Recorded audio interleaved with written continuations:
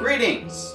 Welcome to the Mind of Brandon. That's me, I'm Brandon, and on my mind today is Zeitgeist. I think it's interesting that over a decade after Peter Joseph first uploaded the Zeitgeist movie to the internet, people are still coming onto YouTube to post videos and comments arguing with each other about the validity of the movie's content. Now, when I first watched Zeitgeist, I really wasn't the kind of person to fact-check a documentary. I pretty much just assumed that everything in there was true. Although I was a little bit confused when it said that the Egyptian god Horus was a sun god. I was pretty sure that the sun god of Egypt was Ra. But then it occurred to me that maybe Horus is just another name for Ra. You know, like how Jupiter is another name for Zeus. So I just shrugged it off and figured that the narrator knew what he was talking about. But there was all sorts of other people who did not shrug it off, and I started noticing that there were all these videos all over YouTube that were claiming to have debunked Zeitgeist. And when I watched them, it was like they were saying that Zeitgeist was lying about damn near everything, right? So I was kind of skeptical of that, but I knew that the only way I was going to figure out what was actually going on is if I started researching the stuff for myself. So I jumped on Wikipedia to see what it said about Horus. Keep in mind this was a decade ago, so the article has probably been through some modifications since then. But I noticed that it seemed to support what debunkers were saying more than what Zeitgeist was saying.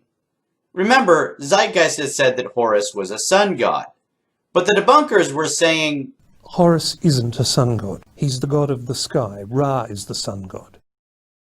But I knew there was a good chance that neither Wikipedia or the debunkers were telling the full story. And it occurred to me that maybe there are different versions of Horus. You know, like how there's different versions of King Arthur or Little Red Riding Hood or Robin Hood. So I jumped on my search engine and I typed in different versions of Horus to see what would pop up. And I came across this website called Tour Egypt. Now, again, this was a decade ago. The website has been completely remodeled since then, so it's not the same.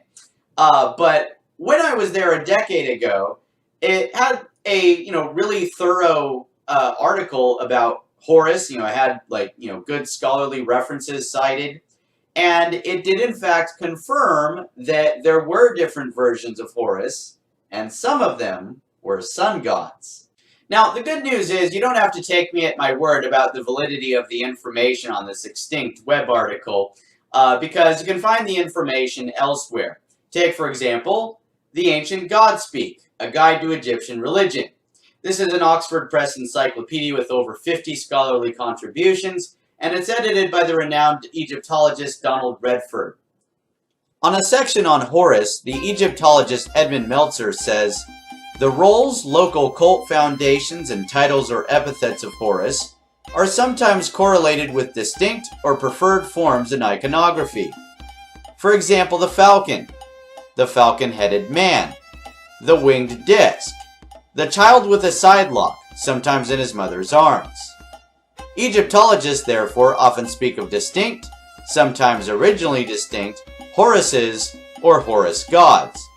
Combinations, identifications, and differentiations were, however, possible for Horus, and they are complementary rather than antithetical.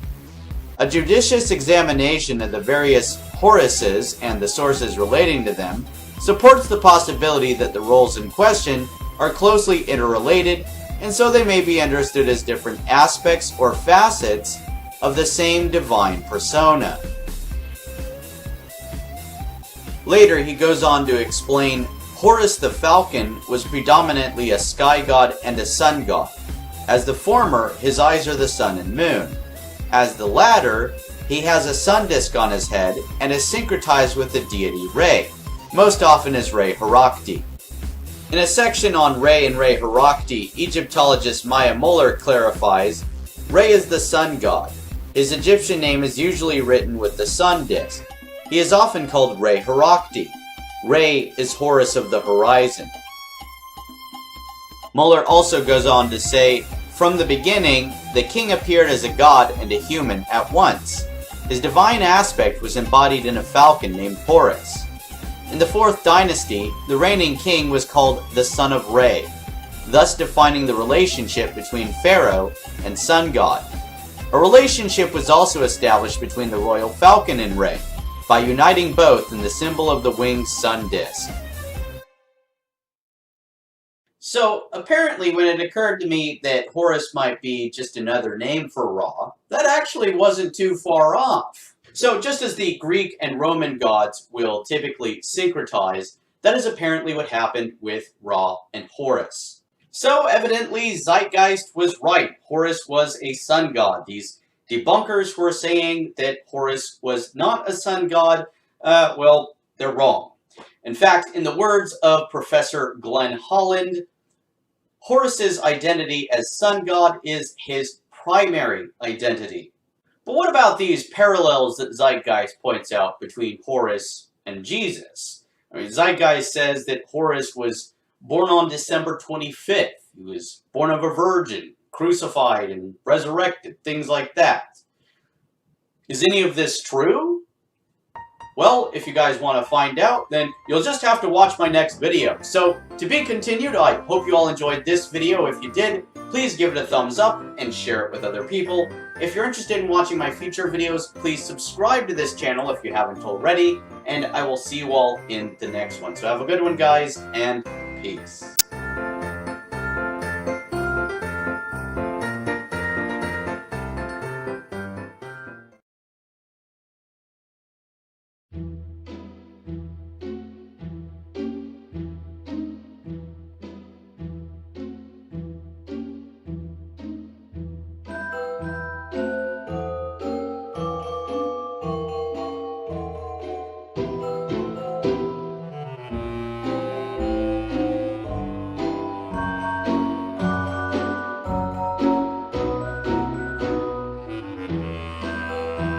Hey guys, welcome back to the Mind of Brandon, and welcome back to some more Zeitgeist discussion.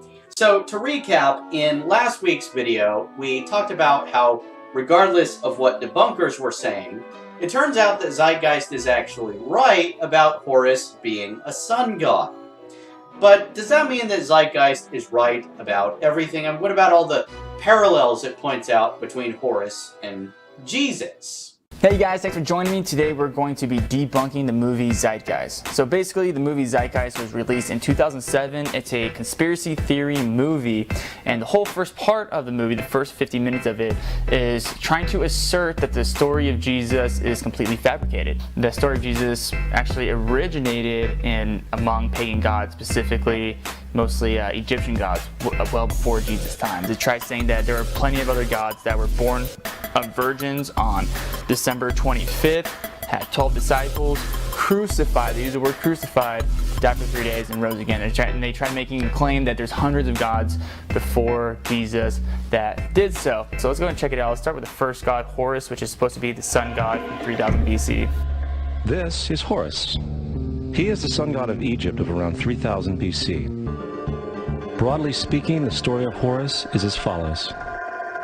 Horus was born on December 25th of the Virgin Isis Mary. Alright, so this is the first fabricated lie that Zeitgeist tries to use.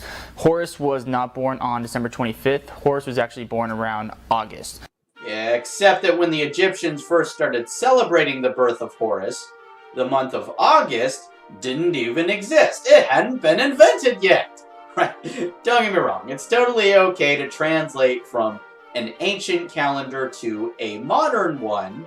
I just want to make sure we don't lose sight of the fact that we've been through different calendars, right? The Gregorian calendar that we presently use here in the United States is actually originally a Roman calendar, which was adapted from an even earlier Roman calendar known as the Julian calendar, which also was adapted from an earlier Roman calendar that had 10 months on it instead of 12. In fact, that's actually why the month of December has the prefix Deca.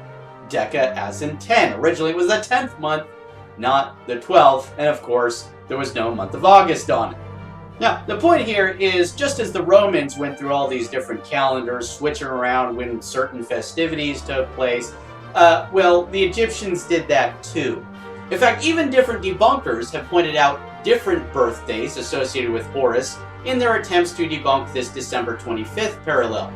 Some of them have pointed out his epagamental birthday at the end of the Egyptian year, whereas others have pointed out his birthday in the Egyptian month of Koyak. But I should point out that sometimes the difference between one birthday and another has to do with what kind of birth does it represent. Is it the birth of a babe, or is it the rebirth of an adult? In the words of Egyptologist Gerald Massey, the double birth of Horus at the two times, or the birth of the babe in the winter solstice, and the rebirth as the adult in the Easter equinox, is acknowledged in the Egyptian Book of the Divine Birth. The celebration of the Nativity at the solstice is referred to in the calendar Edfu. Now, notice how Massey is actually citing primary sources here, which I mentioned because he's a reference that's often shat all over by Zeitgeist debunkers, who often stoop to making personal attacks on his credibility. Gerald Massey, English poet and amateur Egyptologist.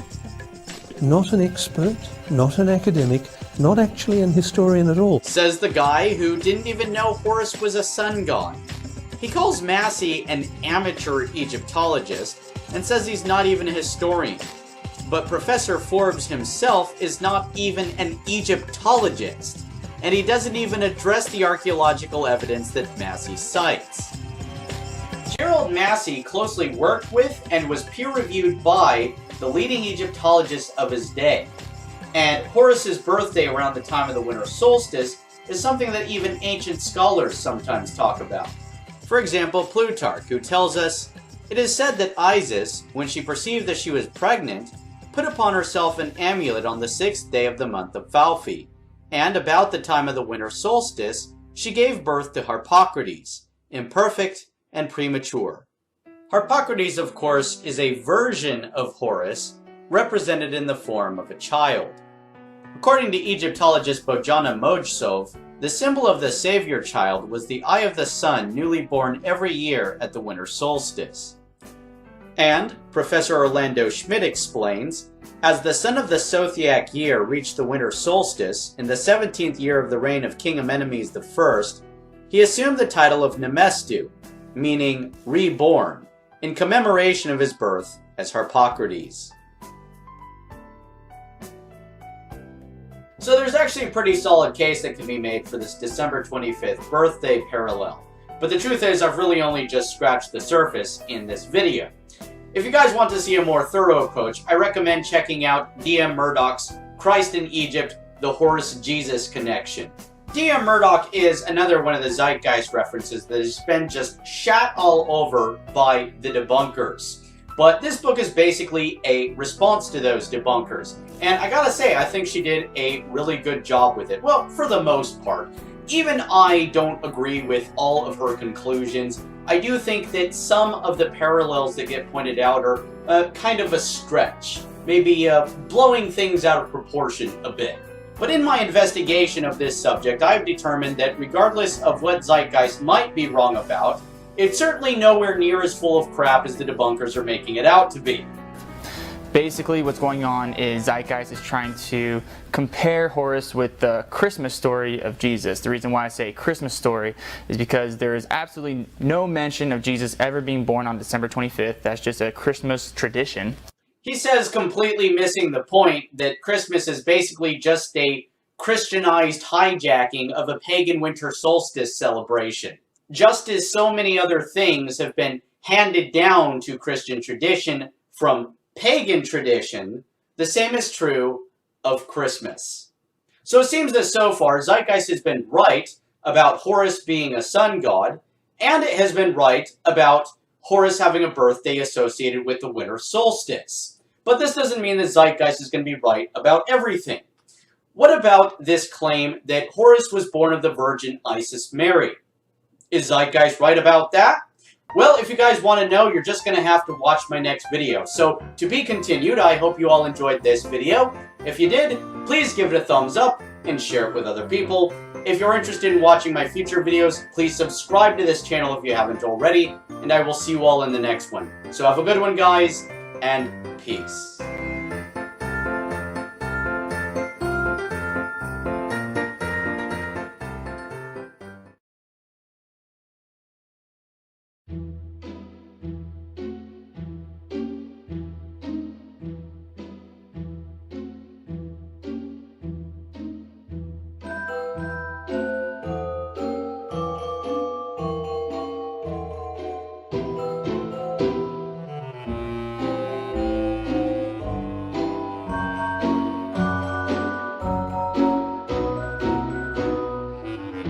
Hey guys, welcome back to the Mind of Brandon, and welcome back to some more discussion of Zeitgeist. So to recap, in the first part of this series, we determined that regardless of what debunkers were saying, Zeitgeist was actually right about the Egyptian god Horus being a sun god. And in the second part, we determined that regardless of what debunkers were saying, Zeitgeist was also right about Horus having a birthday associated with what we now consider to be December 25th. But of course, just because Zeitgeist was right about those things, doesn't mean it was right about everything. So let's continue to investigate Zeitgeist's claims. Broadly speaking, the story of Horus is as follows. Horus was born on December 25th of the Virgin Isis Mary. As for Horus, he also had no virgin birth. Isis had sex with Osiris after reassembling his body parts, which were torn apart and scattered over Egypt. Well, obviously in that particular myth, Horus is not born of a virgin. But something we established in the very first part of this series is that there are different versions of Horus. So, don't you think that means there's probably different versions of Isis too? There are. In fact, Isis isn't even always considered Horus's mother. If we're going off the etiological myth associated with the Apagamental days that occur at the end of the Egyptian year, in that continuity, Isis is actually Horus's younger sister. Not that much younger. He's born on the second Apagamental day. She's born on the fourth. But if that's the one that you were exposed to, if that was the myth you knew about, then the argument you'd be making is, what? Zeitgeist thinks that Isis is the mother of Horus? That's ridiculous. She's Horus's little sister, right? Zeitgeist lies. Zeitgeist debunked. According to Egyptologist Dr. Ray Witt, the Egyptian goddess who was equally the Great Virgin and Mother of the God was the object of the very same praise bestowed upon her successor, Mary, Virgin Mother of Jesus. And Dr. James Curl agrees. Isis was the sacred embodiment of motherhood, yet was known as the Great Virgin, an apparent contradiction that will be familiar to Christians. Here's one of the inscriptions where Isis is referred to as the Great Virgin. In the left corner, you can see it was originally interpreted as the Great Maiden, but that maiden can be used synonymously with virgin. And, according to reports from Plutarch and Proclus, at the Egyptian site of Sais, there was a statue that some of the Egyptians regarded as Isis, and the statue came with an autobiographical inscription in which the goddess claims to have begotten the sun god. She also states that no one had lifted her mantle, which would seem to imply that the sun god was virgin-born. Now, one of the forms the sun god took was the winged beetle pushing the ball of the sun, like we see in this image from the Edfu Temple of Horus. Just as we see Horus and Ra combined in the image of the winged disc, the winged scarab pushing the sun associates Horus with another sun god called Khepru, the sacred dung beetle, a god that represents the daily renewal of the sun, reborn every morning. Now, the main reason I even bring up Khepru, apart from his association with Horus, is just simply the fact that he's a scarab. One of the interesting things that the Egyptologist Bob Breyer talks about in his lecture series on the history of ancient Egypt is how the Egyptians thought that scarabs were a special kind of animal that only came in one gender, right? They thought that scarabs could reproduce without having sex, right? They just never caught them in the act. Suffice it to say, there seems to be plenty of justification for this idea that Horus was born of a virgin. But what about this Isis Mary thing? And it says born of the Virgin Isis Mary. Isis was not a virgin, and there's absolutely no correlation between the name Isis and Mary. Oh, well, you guys heard the debunker. He says that there's no correlation between Isis and Mary. So there it is settled. Isis Mary. Wait, what? Isis Mary. Isis Mary. Isis Mary. According to my hieroglyphic detective, written by the Egyptologist Nigel Strudwick, the Egyptian word Mary just means beloved. Okay, and it's actually pretty common. You'll commonly see Mary attached to this name or that one, pretty much all over the place. So kind of like how we have a bunch of Marys in the New Testament, we also have a bunch of Marys in Egypt. How many Marys are in the New Testament, you ask? Well, Mary, mother of Jesus, of course. Mary Magdalene. Mary, sister of Martha and Lazarus. Mary, mother of James and Joses. Mary, wife of Cleophas. Mary, mother of John Mark. And Mary of Romans. So, once again, it appears the debunkers did not look far enough into this stuff. And once again, Zeitgeist is right. But this doesn't mean Zeitgeist is going to be right about everything. What about this stuff about Horus having a star in the east, signaling his birth, being adorned by 3 kings? Did Horus actually have 12 disciples? Well, if you guys want to find out if there's any validity to that stuff, then you're just going to have to tune in to my next video. So, to be continued, I hope you all enjoyed this video. If you did, please give it a thumbs up, share it with other people. If you're interested in watching my future videos, please subscribe to this channel if you haven't already, and I will see you all in the next one. So have a good one, guys, and peace.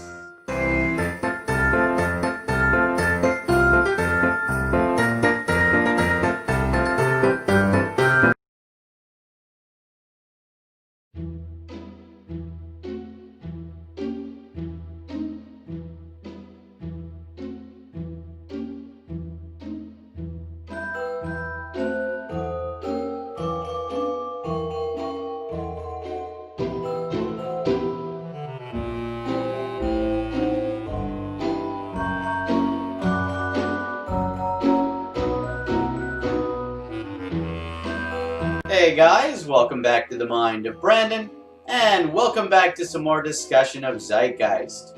So, to recap, in the first part of this series, we established that, regardless of what debunkers were saying, Zeitgeist is actually right about the Egyptian god Horus being a sun god. Then, in the second part, we determined that, regardless of what debunkers are saying, Zeitgeist is actually right about Horus having a birthday associated with December 25th. Then in the third part, we determined that regardless of what debunkers are saying, Zeitgeist is actually right about Horus being born of the Virgin Isis Mary. But this of course doesn't mean that Zeitgeist is right about everything. So we will continue looking at Zeitgeist's claims, seeing what the debunkers have to say about them, and then figuring out who's right and, well, who's wrong. His birth was accompanied by a star in the east, which, in turn, 3 kings followed to locate and adorn the newborn Savior. So in the story of Horus, there is no star in the east. There's another fabricated lie, and he was not adorned by 3 kings upon his birth. Dude, I know this is just going to shock the hell out of a lot of Zeitgeist debunkers, but it does turn out that ancient Egypt did have more than one story. If you don't believe me, then you should check out this book on the literature of ancient Egypt. There's a bunch of different stories in here. The very first story is one called King Cheops and the Magicians, which actually has a nativity scene in it that has some interesting parallels to the biblical nativity scene. That being said, our Egyptian nativity scene does have 3 kings. There's some gift giving, Isis is there, and we should make sure we don't lose sight of the fact that Isis is associated with the star Sirius. Sirius is also known as Sothis. But anyway, in this Egyptian story, it's actually the three kings who are being born. They're the ones who are going to be presented with gifts. This does not mean that Horus is not born in this story. Actually, in Egypt, there's this tradition where the king is considered to be an incarnation of Horus. Now, that does not mean that the king is the totality of Horus's existence. The king is a form that Horus takes. Another one would be the sun god Re. Re is Horus of the horizon. That being said, these three kings are referred to in this story as sons of Re. This is another tradition in ancient Egypt, the idea that the pharaoh is son of the sun god Re. The individual who's giving birth to them is a priestess of Re. So what's Isis's role in all this? Well, she's the one who is delivering the three kings. And you'd think that this would mean, she'd be sitting there talking to the mother, push, push, But no, instead she's actually talking to the children who are in the mother's womb. She's giving them instructions. And so these three kings inside the womb of their mother, they follow Isis. They follow her instructions, right? And so they start popping out one at a time.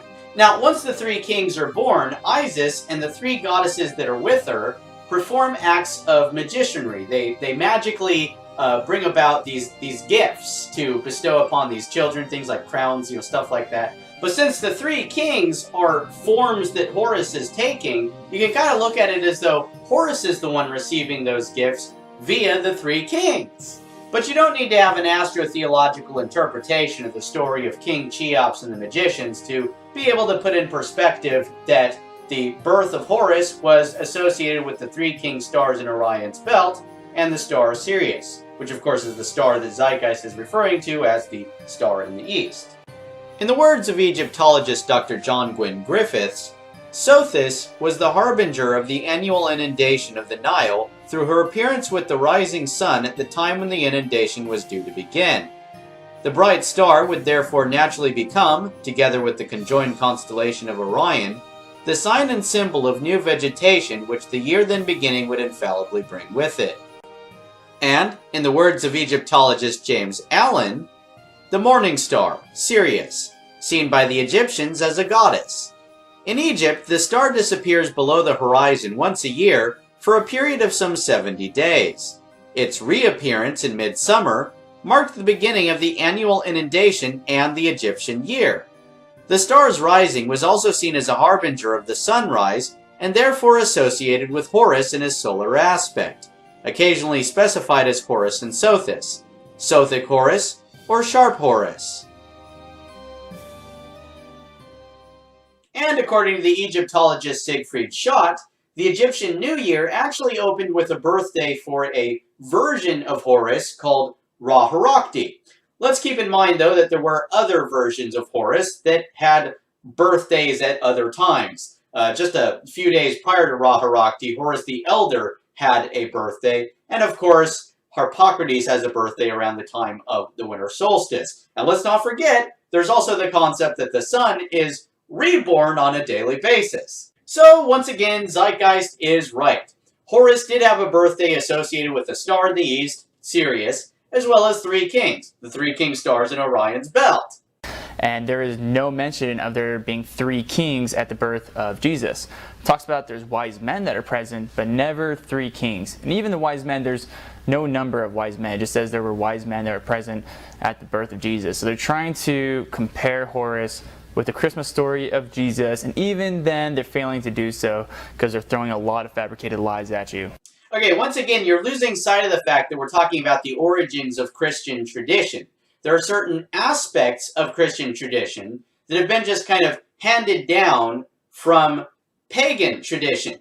That does include some of what's in the Bible, okay? But it's not exclusive to what's in the Bible. There's Christian tradition outside the Bible. You need to keep in mind that the Bible is itself, at least in its current form, with both Old Testament and New Testament, that is a product of Christian tradition. not the other way around. Some people are confused about that. They think that Christianity is a product of the Bible when it's actually the other way around. Christianity predates the Bible. Christianity is what brought us the Bible in its present form.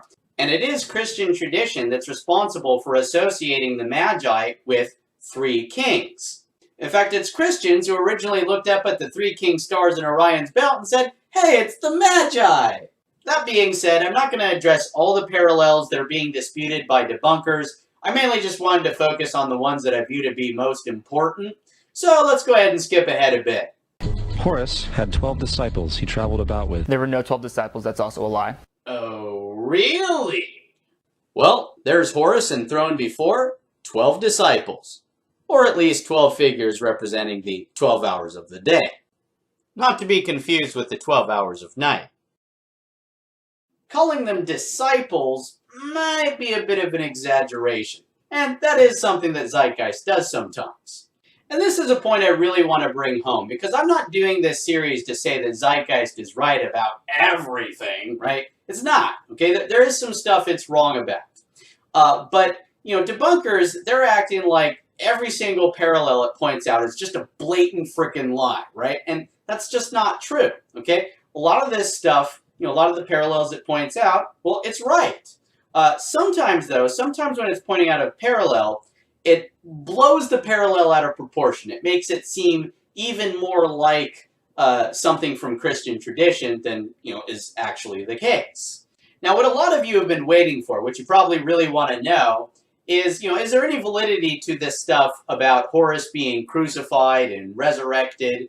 And, well, if you want to find out, then you're just going to have to watch my next video. So, to be continued, I hope you all enjoyed this video. If you did, please give it a thumbs up and share it with other people. If you're interested in watching my future videos, please subscribe to this channel if you haven't already. And I will see you all in the next one. So have a good one, guys, and peace.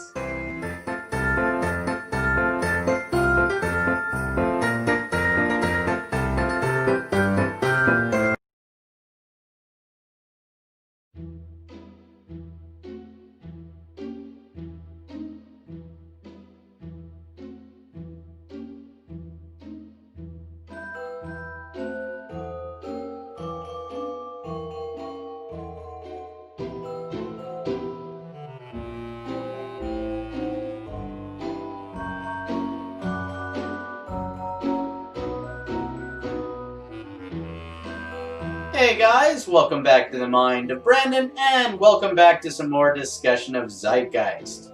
So, to recap, in previous videos we established that regardless of what debunkers say, Zeitgeist is actually right about Horus being a sun god. It was also right about him having a birthday associated with December 25th, and it was also right about him being born of the Virgin Isis Mary. And it was also right about him having a birth associated with the star in the east and three kings. And it was also right about him having 12 followers. But we also determined that Zeitgeist isn't right about everything, and sometimes it does exaggerate. But what about this stuff about Horus being crucified and resurrected? And the movie claims that Horus is from 3000 BC, which by far predates the practice of crucifixion. So there's no possible way that Horus could have ever been crucified. So no, he was not crucified.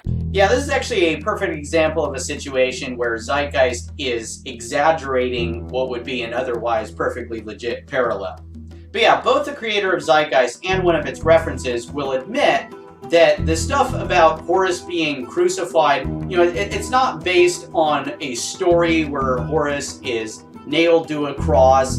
There's no claims in any Egyptian inscriptions that this happens. There's no, you know, artwork depicting it.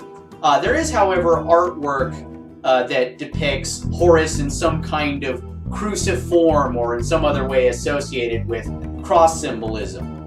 So you might see Horus with outstretched arms or outstretched wings. You might see the sun being raised above an Egyptian cross. My personal favorite, though, is the scarab. As we established in a previous video, one version of Horus found in artwork is the winged scarab, also associated with the sun god Khepri, a symbol of resurrection. Here that symbol of resurrection is on an Egyptian cross. symbol for eternal life. It may be misleading to say Horus was crucified, since it conjures up images of him nailed to a cross, and all sorts of people who watch Zeitgeist may now believe that this is something the Egyptians wrote about Horus. But regardless of whether Horus was actually nailed to a cross or not, there's certainly a legit parallel to be pointed out with regard to symbolism.